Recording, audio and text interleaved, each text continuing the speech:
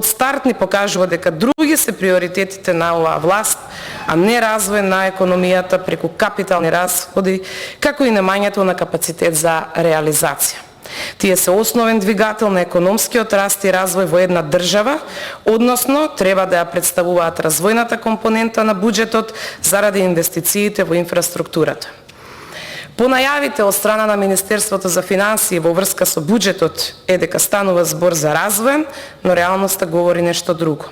Не смее да се игнорира гласот на работниците и нивните потреби, цените растат, се трупаат нови долгови и наместо да земаат повеќе, тие плаќаат повеќе. Како доказ дека буџетот за 26-та не е бабарога со која што СДСМ сака да ја заплаши јавноста, туку е буџет кој и покрај сиот баласт оставен како наследство од владите на СДСМ и ДУИ, сепак има предвидено капитални инвестиции кои ќе направат економијата во државава да се движи, а со неја и да се опоравуваме полека, ама сигурно. Значи, финансиската поддршка и соработка на владата со општините ќе продолжи и ќе биде насочена за капитални локални проекти и зголемување на финансиската стабилност на општините.